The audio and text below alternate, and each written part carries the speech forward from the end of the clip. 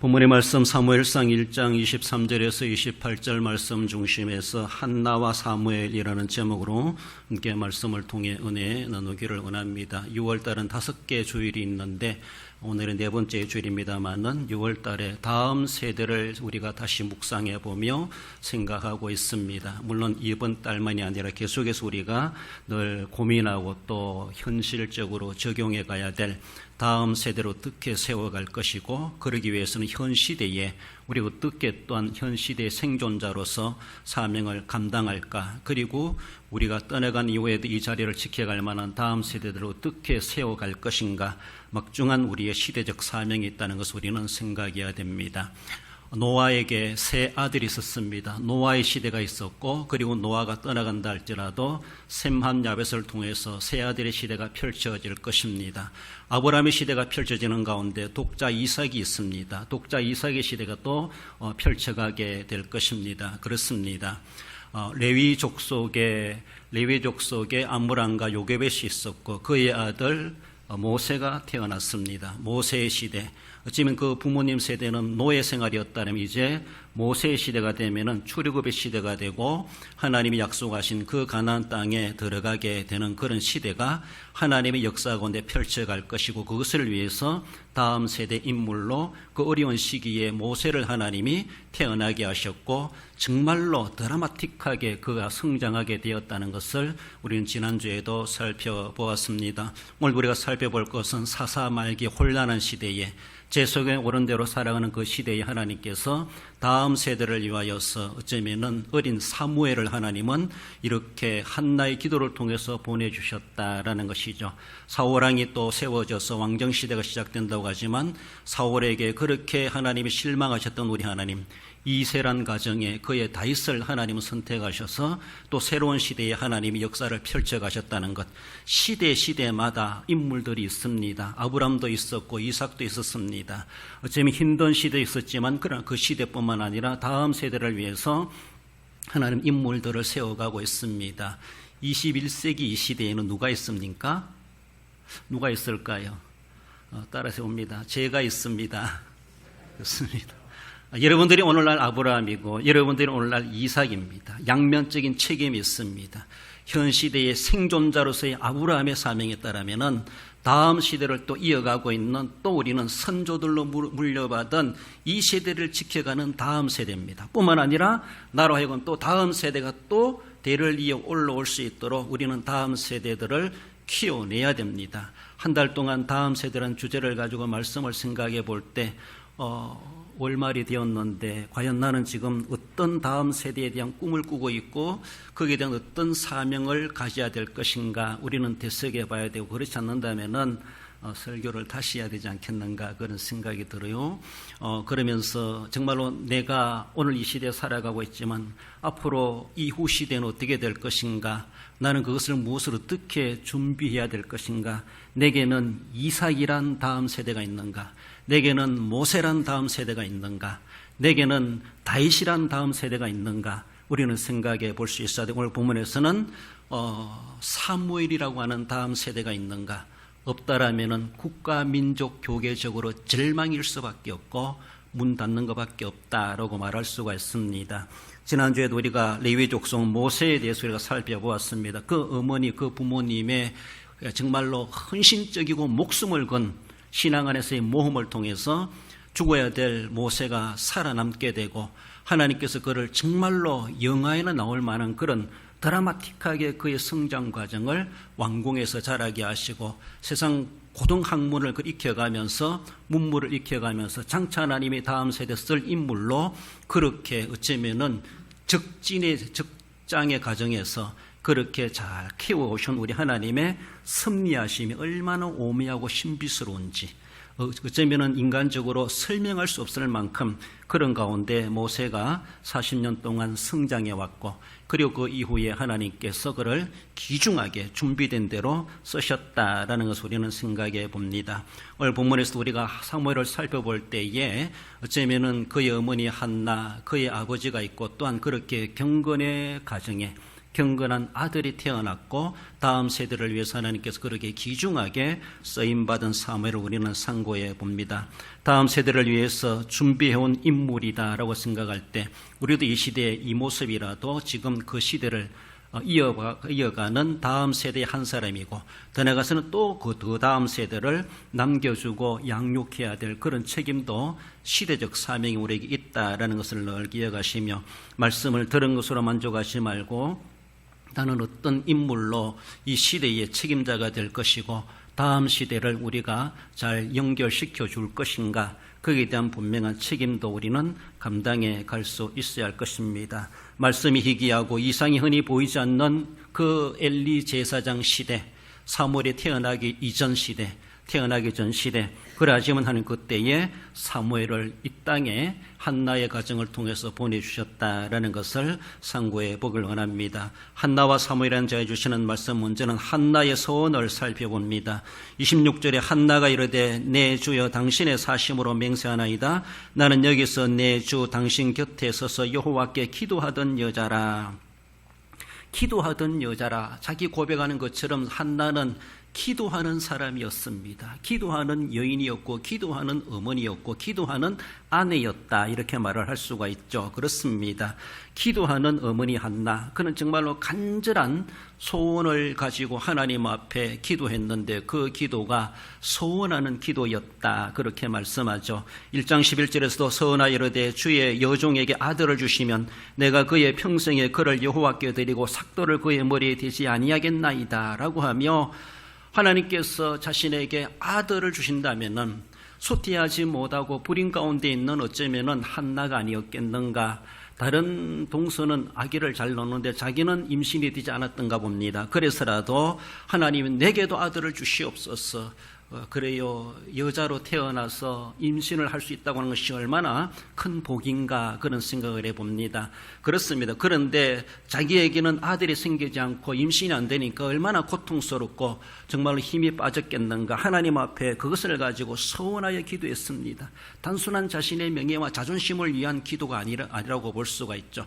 하나님은 어쩌면 한나로 하여금 기도하도록 만들기 위해서 그동안에 불임되게 하신 것은 아닌가, 임신 안 되게 하신 것은 아닌가 그렇게 볼 수가 있습니다. 임신이 잘 됐다면 한나는 기도 별로 안 했을 겁니다.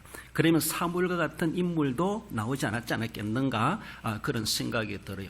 하나님이 이 여인에게 한나에게 사무엘과 같은 인물을 주시기 위해서 그렇게 고통을 느끼게 하고 자존심 상하게 하고 서럽게 살아가게 하고 그래서 선 기도라도 할 수 있도록 하나님 그렇게 내몰고 가신 것은 아닌가.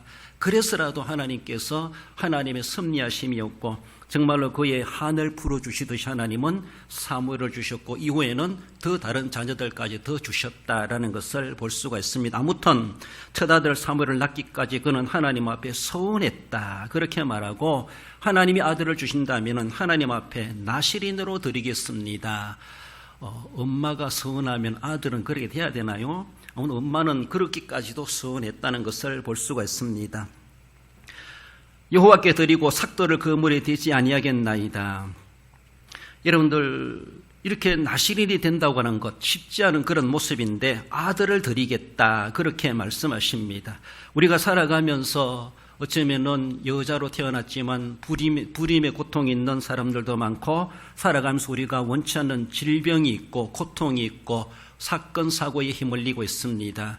그렇습니다. 지난주도 가까이 지냈었던 분의 장례를 하고 왔는데 참 너무나 안타까워요. 그렇지 않습니까? 하나님의 뜻이 무엇인가 어디에 있는가 의혹이 생길 만큼 우리가 이해되지 않는 이 세상 일들이 얼마나 많이 벌어지고 있는지 이해되는 세상이라면 이 세상이 아니겠죠.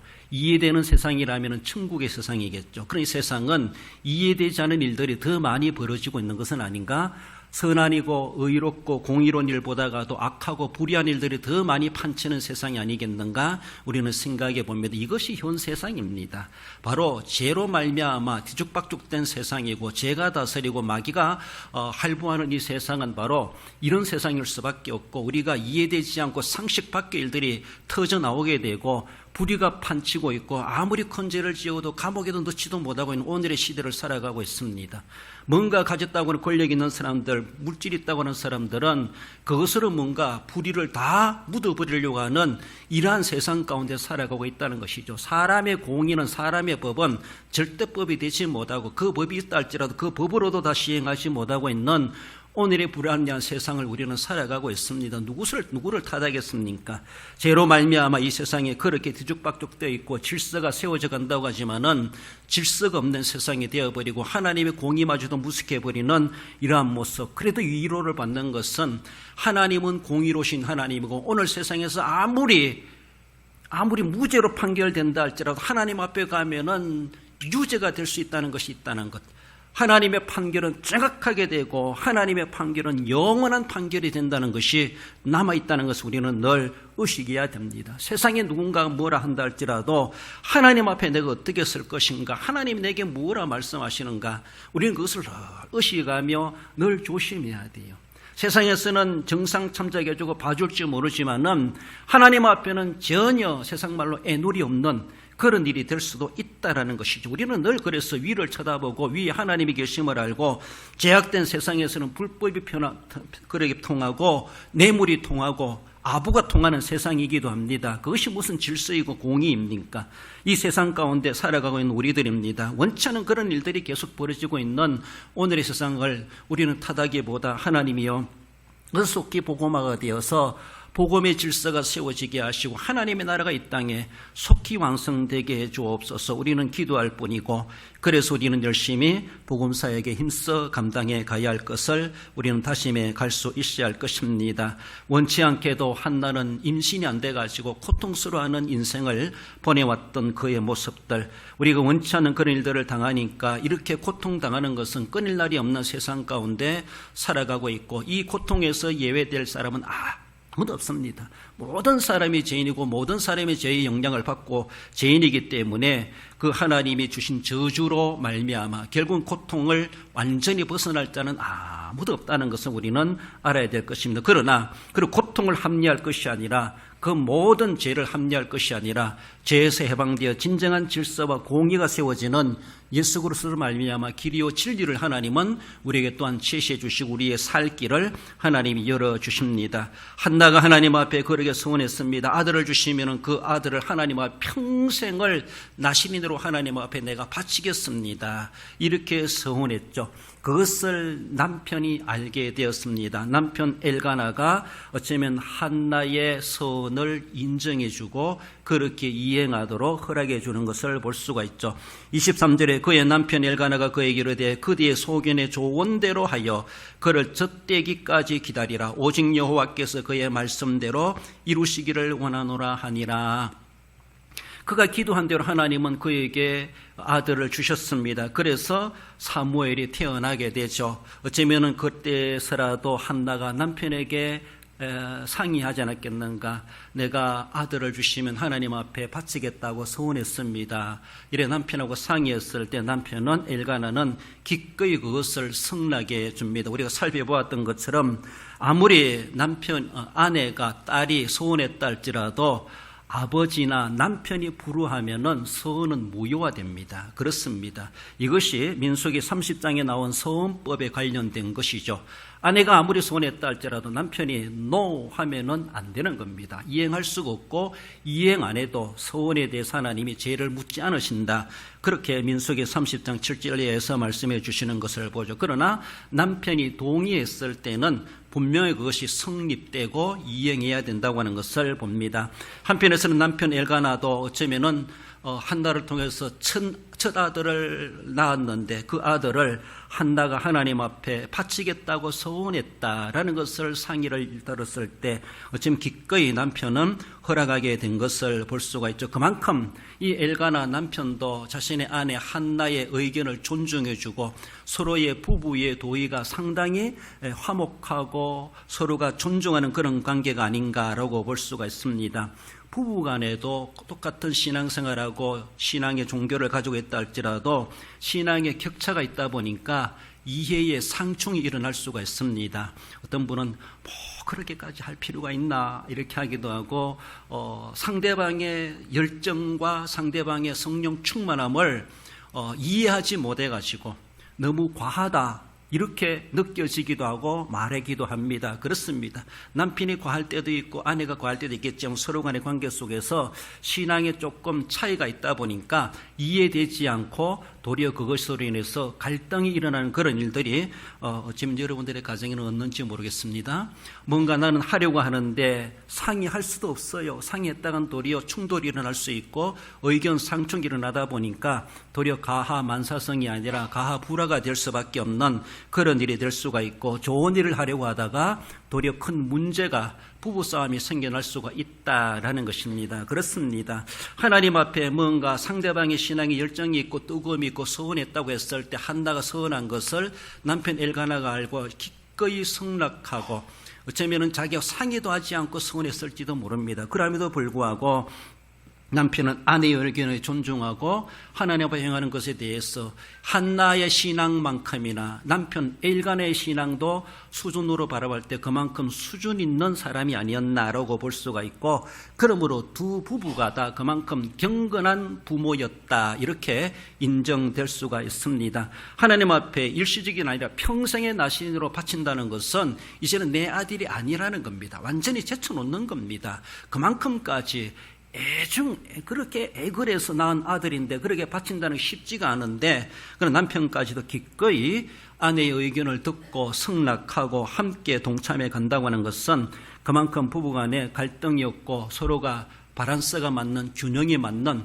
그런 신앙생활하고 있는 믿음의 경건한 부모였다, 어른들이었다 이렇게 말할 수가 있습니다. 그렇습니다. 뭔가 함에 있어가지고 헌신함에 대해서 헌금을 하든지 헌신을 하든지 헌납을 하든지 모든 것에 대해서 부부가 한 마음이 된다는 것은 그만큼 귀한 은혜고 똑같은 어쩌면은 그런 신앙의 수준을 가지고 하나님을 섬겨간다고 하는 것은 참으로 귀하기도 하다라고 볼 수가 있습니다. 그래서 어떻게 하든지 부부가 일심동체가 되어야 된다라고 하는 것처럼 이신전심이다 이렇게 말하는 것처럼 세상일 뿐만 아니라 신앙생활함에 있어가지고도 그렇게 이신전심이 되어야 되고 서로가 동일한 마음을 가지고 하나님 앞에 행하는 것이라면은 기꺼이 상대를 존중해주고 그렇게 하나님 앞에 더 한층 더 업그레이드 되어가는 더 진일보해가는 그런 자세로 전진해 갈 수 있어야 할 것입니다. 이렇게 한나의 남편 사무엘의 아버지 엘가나는 자신의 아내 한나가 요구하는 대로 기꺼이 그렇게 들어주고 두 부부가 어쩌면 사랑의 신앙의 깊이와 높이와 넓이와 그만큼 크기가 그만큼 참 좋았다라고 그렇게 볼 수가 있습니다. 효자 집안에 효자 난다고 이런 경건한 부모스라에 어쩌면 하나님이 사무엘을 보내신 것이 아닌가 참으로 그 부모의 그 자녀이다라고 할 만큼 한나가 하나님 앞에 서운하게 되었다라는 것을 말씀합니다. 여러분들은 무엇인가 서운할 만큼 하나님 앞에 간절한 기도 제목이 있습니까? 그렇게라도 해본 적이 있습니까? 하나님 앞에 그렇게 하나님 내가 이루어주신다면 내가 이렇게도 하겠습니다. 서운하기까지.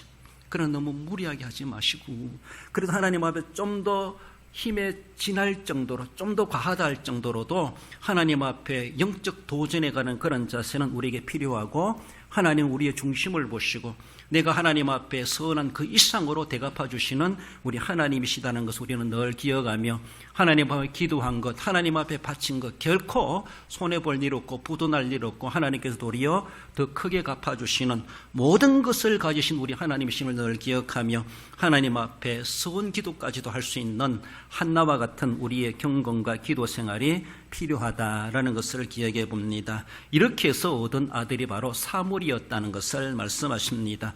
나가서 두 번째로는 엘리 제사장의 지도를 받는 사무엘을 봅니다. 25절에 그들이 수소를 잡고 아이를 데리고 엘리에게 가서 당대 대제사장이랄까요? 그 제사장의 대표적인 인물이 바로 엘리라는 그런 제사장이었습니다. 당대는 사사실이기 때문에 사사이면서도 어쩌면 제사장으로서의 나라 일까지 감당하는 왕정이 시작되기 전이기 때문에 그만큼 나라의 대제사장은 왕과도 같은 존재였습니다. 이후에 사무엘도 그런 역할을 합니다만은 당대의 국가적인 대표할 만한 인물이 엘리 제사장이었습니다. 그래서 실로에 근거를 하고 있는데 거기에 한나가 올라가서 기도하게 되었고 엘리 제사장과 만나게 된 사실을 보여주기도 했죠. 사무엘의 부모는 그가 젖된 후에 그를 엘리 제사장에게로 사무엘을 데리고 갑니다. 한나의 남편 엘가나가 젖대기까지 기다려라. 자기 아내 한나에게 요청하게 되죠. 그래, 당신 서운한 대로 하세요. 그러나 아이가 젖은 떼야 되지 않겠나요? 그래, 젖대기까지 당신 품에서 젖을 먹이고 키우고 젖대거든 하나님께 바칩시다. 남편의 의견대로 또한 한나는 그렇게 순수하게 동의하고 그렇게 동참해가고, 그래서 본문에서 젖대었을 때 그를 데리고 엘리 제사장에게로 데려갔다. 그래서 하나님 앞에 드릴 제사의 제물까지 수소까지도 끌고 가가지고 하나님 앞에 제사를 드리고 아들까지 바치게 되는 그런 사실을 보여줍니다. 27절에 이 아이를 위하여 내가 기도하였더니 내가 구하여 기도한 바를 여호와께서 내게 허락하신지라 라고 하며 엘리 제사장에게 여차저차 이렇게 사실에 대해서 과정에 대해서 설명을 하며, 그래 내가 하나님 앞에 응답받은 대로 서원한 대로 내가 이 아들을 젖대기까지 키웠고 이제 하나님 앞에 내가 데려왔습니다. 제사장에게 정말로 수소를 드리면서도 아들까지도 하나님 앞에 바쳐드리는 그런 자세를 보여주고 있죠. 아브라함이 모리아산에서 이삭을 하나님 앞에 번제로 드리는 것과 다를 바가 없는 한나는 그런 결단을 합니다.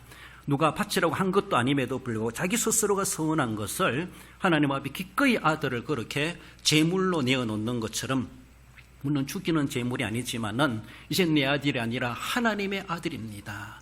제사장에게 대표적으로 그렇게 데려와가지고 하나님께 바친다라고 하면서 소원을 이행하는 것을 그렇게 소개하고 또 알려주고 제사장에게 그 아들을 맡기게 된 사실을 보여줍니다. 우리는 하나님 앞에 뭔가 소원했다면 분명히 이행할 수 있어야 할 것입니다. 물론 그 이행하는 데 대해서 너무 힘들게 또한 도리어 그것이 시험거리가 된다고 하는 것은 도리어 큰 문제가 될 수가 있습니다. 어떤 분이 저도 이전 교회 다닐 때 건축원금을 작정하고 못하고 왔습니다. 이렇게 고백하더라고요. 그럼 어떻게 해야 될 것 같아요? 교회를 옮겼어요. 옮겼는데 이전 교회 다닐 때 건축 작정을 해놓고 못하고 왔다는 거예요. 양이 얼마인지 모르지만 그러나 지금 넉넉하다면은 지금이라도 할 수 있는 것은 좋습니다. 그것이 그렇게 못할 만큼 형편이 안 된다면은 그것이 시험거리가 안 돼야 되겠지만은 하나님 앞에 어쩌면 회개할 문제고 하나님과의 관계된 문제겠지만은 서원은 함부로 하는 것이 아니고, 그리고 소원에 따르면은 어떻게 하든지 지키려고 하는 것은 분명하게 해야 될 일이기도 하다.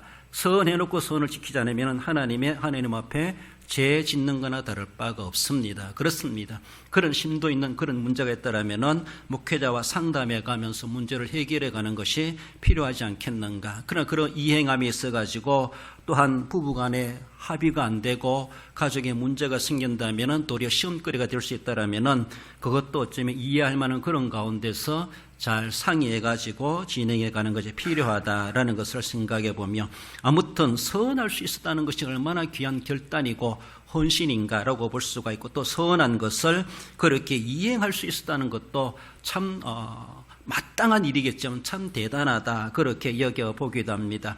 이후 사무엘은 엘리 제사장 설화에서 그는 자라나게 됩니다. 이제는 부모를 떠나왔습니다. 이제는 부모님의 자식이 아니라 제사장의 아들과도 같이 하나님의 성전에서 먹고 자는 그런 삶, 어린 시절부터 제사장 후보로 그는 자리를 매김하게 되고, 어쩌면 당대에 있었던 선지 생도와 다를 바가 없이, 젖됐을 때 나이가 얼마나 많았겠습니까? 3살, 4살, 5살, 6살 됐겠습니까? 어쩌면 그때부터 지금 부모와 떨어져 가지고 속된 말로 세상 모르게 성전에서만 에봇을 입고 그렇게 자라나는 사무엘, 세상 모르게 자라나는 것 같지만은 나중에 이 세상을 다스리는, 이스라엘을 다스리는 지도자가 되지 않습니까? 그렇습니다. 세상 학문에 문의한 것 같지만 도리어 하나님의 성전의 제사장에게 온갖 여러 가지 학문들을 섭렵할 수 있는 그런 기회가 되지 않았겠는가. 정말로 세상 친구들과 그렇게 나뒹굴며 동구박 뛰어다니면서 그렇게 놀이하고 놀만한 그렇게 자라나지 않는 사무엘같이 참 경직돼 있고 딱딱하게 살아나고 에봇을 입고 경건하게 늘 기도하며 율법을 외우며 그렇게 자라날 수밖에 없는 사무엘인데, 하나님은 어릴 적부터 그렇게 엄격하게 사무엘을 교육받게 하고 크게 하신 것이 아닌가. 장차 앞으로 쓰시기 위해서 하나님이 그렇게 어쩌면은 성전에 우리말로 처박혀가지고 거기에서만이 맴돌면서 세상 모르게 그 담장 안에서만 자라온 사무엘이 아니었겠는가. 그러다 할지라도 세상 모르는 사람이 아니라 도리어 세상을 이끌어갈 수 있는 국가적 지도자로 나중에 등장하게 되는 것을 볼 수가 있습니다. 하나님이 쓰신다고 하는 것은 모릅니다. 그렇습니다. 저래가지고 세상에 나가서 뭐 하겠나라고 할지 모르지만은 하나님 앞에 들여봤을 때 하나님은 분명히 그에게 필요한 지혜를 주시고 어느 누구보다 융통성 있게 하나님 앞에 또한 세상 앞에 귀중한 존재로 쓰임받게 됩니다. 엘리 제사장을 잠시 살펴봅니다. 엘리 제사장의 나이가 기록된 것을 보면은 그는 98세라 사사로 40년을 제의했다, 그렇게 소개해주고 있습니다. 그리고 말년에 눈이 어두웠다, 그렇게 말하고 있습니다. 어쩌면 사무엘과 만났을 때는 나이가 얼마나 되었는지 자세히 알 수 없지만은 아마 이미 그때가 뭐 9순이 넘은 그때가 아니었겠는가. 엘리 제사장의 시대가 거의 다 끝나가는 그 시대가 아니었겠는가. 그러면서라도 하나님은 엘리 제사장의 홈리와 비나스 두 아들들이 제사장 계보를 이어가고 있지만 그건 하나의 형식에 불과하고 이미 하나님께 버림받은 자들이었고, 하나님은 다음 세대를 위해서, 이제 엘리 제사장의 다음 세대를 위해서 어린 사무엘을 하나님이 키워오고 계셨다, 이렇게 볼 수가 있습니다. 그렇습니다. 엘리 제사장의 나이가 98세요. 사사로 재임한 지 40년이 되었습니다. 그만큼 그의 인생과 또 신앙의 또 지도자의 경력으로 바라보면은 어린 사무엘을 지도하기에 충분한 학식이 있고 또 영성이 있는 제사장이다, 충분히 말해 볼 수가 있습니다. 육체는 노년이고 연약하다 할지라도 어린 사무엘을 다음 세대 일꾼으로 키움에 있어가지고 정말로 사무엘의 멘토로서, 사무엘의 스승으로서의 지극히 합당하고 또 그렇게 자격을 갖춘 제사장이 아닌가라고 볼 수가 있습니다. 엘리를 대신할 만한 민족과 나라를 이끌어갈 지도자로서 하나님께서는 사무엘을 엘리 제사장의 설화에서 배우게 하셨고 자라나게 하셨다라는 겁니다. 여러분들, 그래도 이제는 어른이 되었고 나이가 되었으면은 아버지 어머니 한 말씀 해주세요라고 한 말씀 하실 수 있어야 됩니다.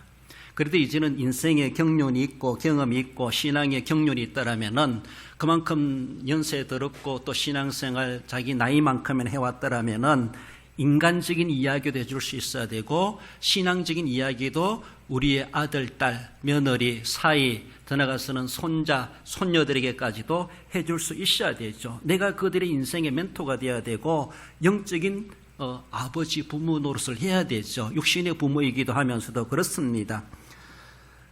늙은 자의 아름다움은 백발이니라, 이렇게 자문서에 말해주는 것처럼 단순한 백발만 가지고 있지 말고 그 백발이 얼마나 아름답다. 우리 할아버지 할머니 백발이 참 아름답습니다. 외적인 모습만이 아니라 그 머리에서 풍겨나오는 인품, 또 신앙으로 나타난 그 모습, 우리를 위해서 기도해주고 계시다는 것을 생각하는 자녀손들, 생각할 때에 그 자체마저도 백발을 바라보는 그 모습만 봐도 존경스럽고 참 자랑스럽고, 나도 저렇게 늙어가면 좋겠다 나중에, 그런 생각까지도 들 수 있도록 만들어 가야 되죠. 백발은 영화의 면류가 아니라 공의로운 길에서 얻으리라 라고 잠언서에서 말씀해 주는 것처럼 아무렇게 살아가가지고 백발이 되는 것이 결코 아니라는 것이죠.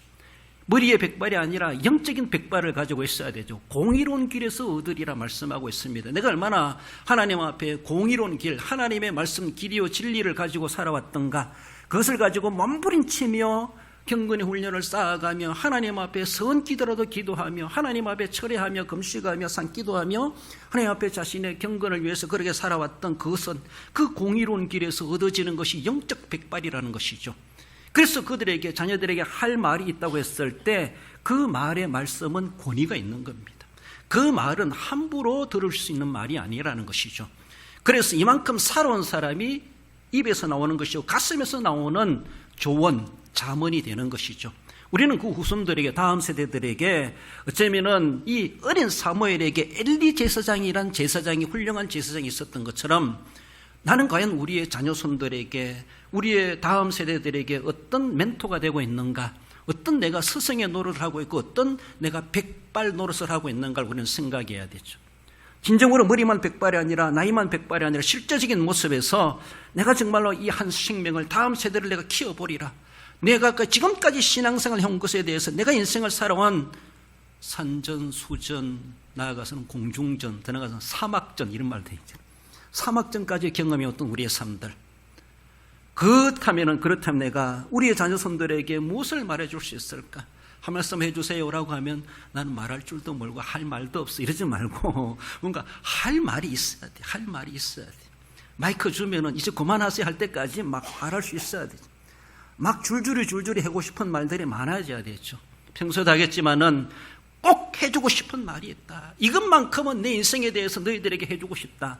이것만큼은 명심해라. 인간으로서의, 성도로서의, 교회 안에서의, 교회 밖에서의 삶에 대해서 정말로 우리는 그 백발 노릇, 백발의 역할을 충분히 우리는 감당해야 되지, 아무 할 말도 없고 자식들이 믿는지 안 믿는지, 교회 다니는지 안 다니든지, 11조 하는지 안 하는지 아무 생각도 없고 너는 너고 나는 나다, 그렇게 살아가는, 결코 그래서는 안 된다는 것이죠. 어쩌면 엘리 제사장은 사무엘을 철저하게 교육시켰을 겁니다. 어리지만은 어리다고 봐주지 않았을 겁니다.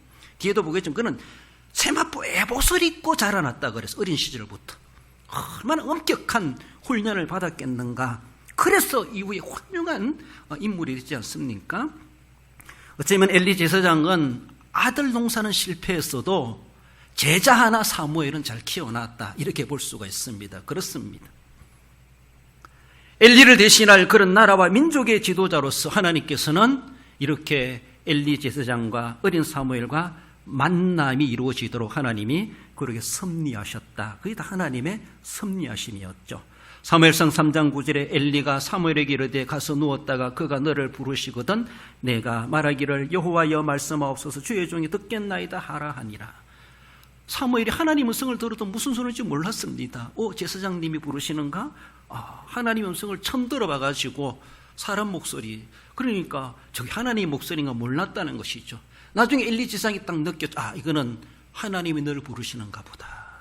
말씀이 희귀한 시대에, 이상이 흔히 보이지 않는 그런 시대에 하나님께서 이제 그때 어린 사무엘에게 나타나시고 이상을 보여주시고 음성이 들려주시는 것, 엘리 제사장도 못 듣는 것, 엘리 제사장도 못 보는 그 이상을 하나님은 어린 사무엘, 법궤 옆에 잠자고 있는 이 어린 사무엘에게 나타나셔서 사무엘아 사무엘아, 하나님이 부르신다는 것을 사무엘은 경험적으로 몰랐지만은 엘리 제사장은 알았죠. 그래서 누웠다가 그 소리가 들리면은 이렇게 대답해라, 한 가지 그렇게 잘 가르쳐줘서 사무엘이 배운 대로 그렇게 자라나게 된 것을 말씀하십니다. 좋은 스승을 만난다는 것, 또 그런 훌륭한 제자를 키운다는 것은 그만큼 참 감사할 일이고 또 보람된 일이다라고 볼 수가 있습니다. 나가서 마지막으로 한나와 사무엘은 제가 주시는 말씀, 나실인 사무엘을 살펴봅니다. 28절에 그러므로 나도 그를 여호와께 드리되 그의 평생을 여호와께 드리나이다 하고 그가 거기서 여호와께 경배하니라. 부모님들이 사무엘을 데리고 수소를 끌고 와서 하나님 앞에 나실인으로 바치면서 하나님 앞에 드리면서 경배했다, 그렇게 말씀합니다. 성경상의 인물 중에서 출생에서부터 죽음까지 일대기가 기록된 사람은 그렇게 흔하지 않습니다. 그렇잖아요? 이런 문득 생각할 때 출생의 이야기가 있고 죽음까지 이야기 있는 사람이 이름 생각나는 사람이 누구 있나요? 아마 이삭이 그러할 것이고 야곱이 그러할 것이고 본문에 사무엘이 또 그러하죠. 세례 요한이 또한 그러하기도 하죠. 우리 예수님이 또 그렇게 하기도 하죠. 몇 명 안 됩니다. 출생 기록과 죽음의 기록까지 일대기를 기록한 사람이 별로 많지 않아요. 그 중에 한 사람이 사무엘입니다. 그렇습니다. 믿음의 부모에서 태어나서 제사장의 설화에서 배우면서 자라났던 사무엘, 하나님의 음성을 일찌감치 들을 줄 알았던 귀가 열렸고 영감이 있고 영성이 남다른 사무엘, 그 사무엘에게는 특성이 있습니다. 남다른 특성, 하나님 신 특혜가 아니겠나 그렇게 볼 정도로 특성이 있는데, 그렇습니다. 그만큼 그렇게 하나님 앞에 귀중하게 들어 쓰임받은 사무엘임을 볼 수가 있죠. 먼저는 레위 지파 아닌 제사장입니다. 그렇습니다. 사무엘상 1장 1절에 보면 에브라임 산지에 라마다임 소빔에 에브라임 사람 엘가나라 하는 사람이 있었으니 사무엘의 아버지 엘가나는 에브라임 사람이다 이렇게 말합니다. 다르게 말하면은 에브라임 지파 사람이다 이렇게 말하는 것이죠. 그래서 많은 학자들도 레위 지파가 아니라 에브라임 지파라고 그렇게 해석해 주고 있습니다. 물론 지파란 말은 없습니다만 그러나 에브라임 산지 에브라임 사람이라고 그렇게 소개하는 것을 보면은 그는 결코 레위 지파가 아님에도 불구하고 하나님께서 사무엘을 제사장으로 등용시킨다는 것이죠. 어쩌면 그만한 레위 지파에 그런 인물이 없었던가 라고 할 정도로 다른 지파에서 하나님 임시 방편으로 사무엘이라는 사람을 하나님께서 보내주셔가지고 에브라임 지파 사람임에도 불구하고 일시적인 제사장으로 하나님이 삼으셨다는 것이 참 놀랐습니다. 이런 율법사에 이런 기록이 잘 없습니다. 어쨌든 사무엘은 그렇게도 귀중하게 하나님과 특별 케이스로 영입되어서 제사장으로 쓰임받은 제사 지내고 선지자로 지내고 국가적 지도자로 그렇게 섬기게 되는 것을 볼 수가 있죠. 그렇습니다. 제사장으로서의 엘리 제사장의 명목을 이어가는 두 아들 홈리와 비느하스가 있었지만 그들은 이미 하나님 앞에 버림받은 자들이다 그렇게 말씀하죠. 사무엘상 2장 12절에 엘리의 아들들은 행실이 나빠 여호와를 알지 못하더라. 3장 34절에 내 두 아들 홈리와 비느하스가 한날에 죽으리니 라고 하며 하나님 엘리 제사장에게 야단을 칩니다. 너 아들 농사 왜 그렇게 했느냐. 그러나 제사장이 아무리 가르쳐도 아들놈들은 악을 저지르고 범죄 행위를 행하고 명목상 이름은 제사장이 승계해 가고 있지만은 이미 하나님 앞에 버림을 당하고 결국은 블레셋과의 전투에서 두 아들이 한날에 다 전사당하고 맙니다. 어쩌면 하나님께서 사무엘을 위해서라도 홈리와 비느하스를 일찌감치 데려가신 것은 아닌가 그렇게 볼 수가 있죠. 하나님은 다음 세대 인물로서 홈리와 비느하스는 아니라는 것이죠.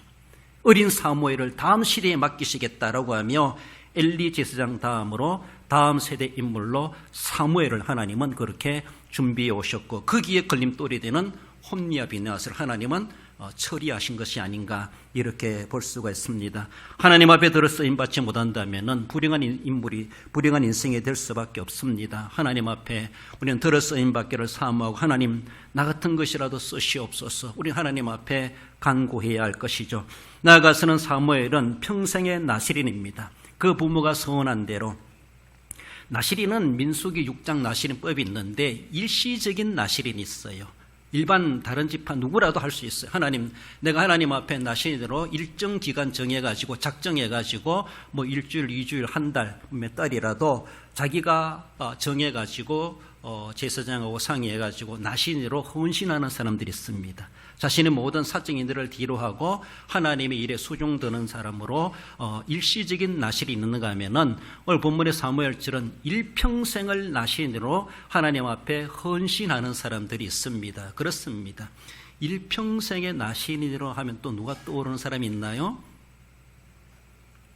그렇죠. 삼손 같은 사람, 세례 요한 같은 사람.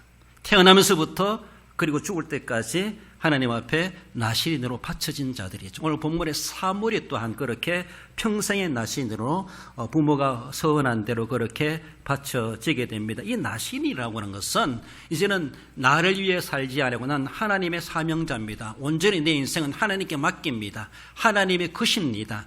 하나님의 일을 하겠습니다. 사적으로 개인적으로 살아가는 것이 아니라 공적인 인물로서 하나님의 일에 온전히 헌신하겠다. 그런 모습이고 그래서 개인적이고 사적인 일에 별로 얽매이지 아니하고 공적인 일에 하나님의 일을 위해서 나서는 그런 헌신, 평생을 헌신하는 사람입니다. 이것은 어쩌면 장차 예수 그리스도를 예표하는 그런 인물들이다라고 하는 것을 보여주고 있죠.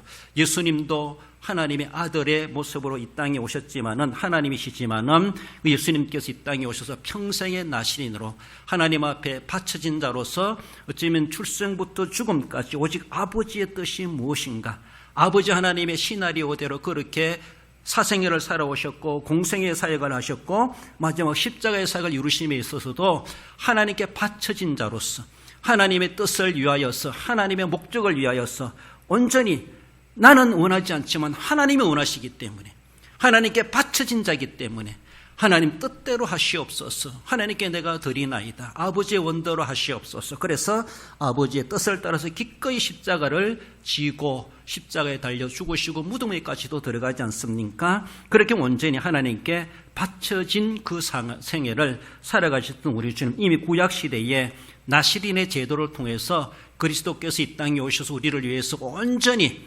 어쩌면 당대 나시린들은 세상에 살아가면서 또 하나님의 성전을 섬겨가는 그런 일들을 해왔는지 모르지만은 우리 예수님께서 나시린으로 이 땅에 오시면서 그걸 행하신 것은 거기 있는 사람뿐만 아니라 과거의 사람, 현재의 사람, 미래의 사람, 모든 인류의 죄를 책임지는 그런 나시린으로서 영원히 우리를 죄에서 해방케 하시고 영생에 들어가게 하시고자 하시는 그런 특별한 나시린으로서, 진짜 나시린으로서 예수님께서 그렇게 생애를 보내셨고 십자가로 담당하셨고 십자가로 우리 모든 죄를 구속하셔서 다시는 이제 우리가 나시린으로 헌신하지 않아도 이미 예수 그리스도 안에서 우리는 헌신된 자로서 우리는 주님 앞에 영적인 나시린으로 우리가 살아가게 되었다라는 것입니다. 그러므로 우리는 이제는 나도 나시린이다. 그렇습니다. 우리는 주일날만 나시린으로 살아가고 평일날은 나시린 아니로 살아가는 겁니까? 아니에요. 우리는 육신적인 율법적인 나실이 아니라 할지라도 영적인 나시린이다. 나는 성도다.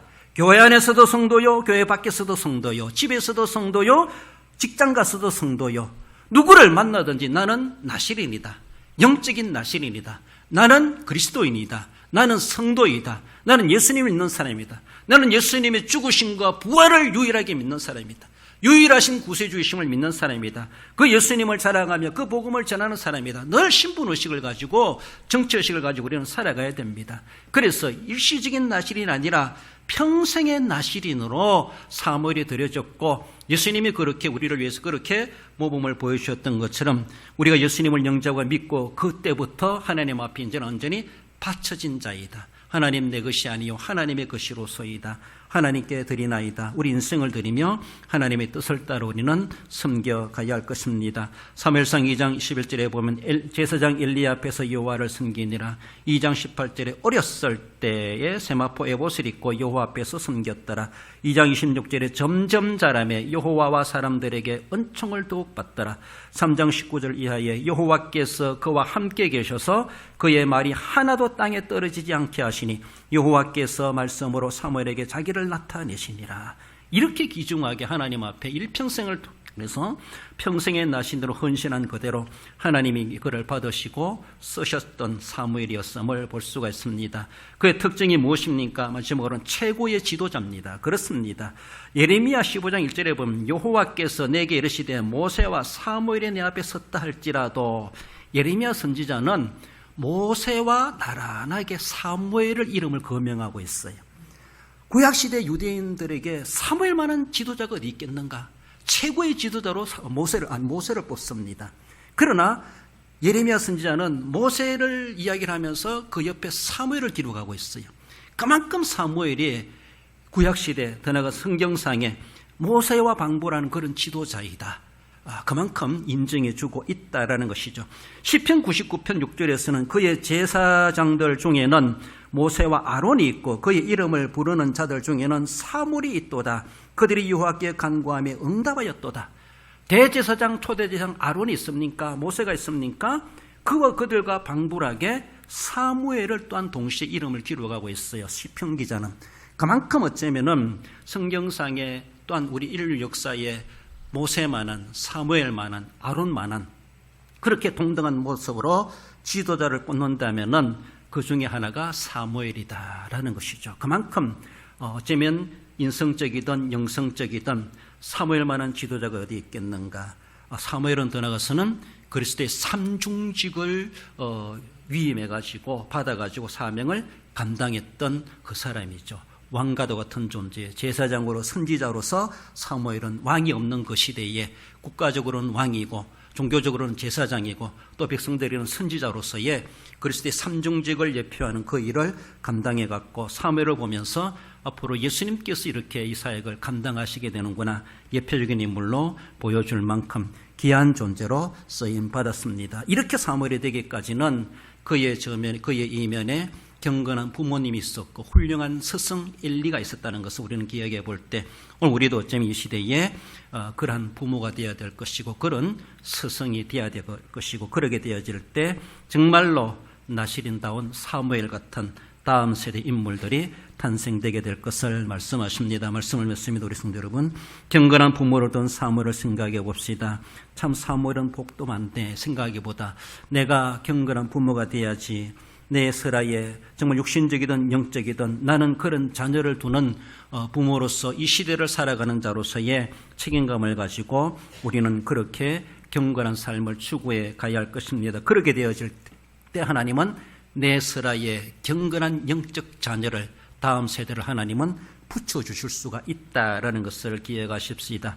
제사장의 지도를 받은 사무엘입니다. 한마디로 제사장, 그래서 세상에 누릴 것, 먹을 것, 가고 싶은 거 다 하는 것이 아니라 엄격하게 제한된 삶을 살아왔다 할지라도 하나님 앞에 귀중하게 들어쓰임 받은 사무엘이었음을 기억하십시다. 평생의 나시린인 지도자 사무엘인 것처럼 하나님을 떠나지 아니하고 일평생 죽기까지 귀중하게 들어쓰임 받는 우리의 삶이 되어야 할 것입니다. 하나님께 시대적 사명자로서 쓰임 받은 사무엘이 나타났던 것처럼 오늘 이 시대를 우리가 책임져야 되고 다음 시대를 위해서 우리의 자녀 세대들을 바르게 양육되어서 그들이 또한 그때의 역사적인 주인공들이 될 수 있도록 우리는 영적인 사무엘을 탄생케 하고 양육해야 될 사명 신실히 감당하심으로 이 시대에 하나님 앞에 기중에 들어 쓰임 받으시고 하나님의 나라에서 귀한 상급받기 합당한 우리 모든 성도 여러분들 되시기를 주님의 이름으로 축원드립니다.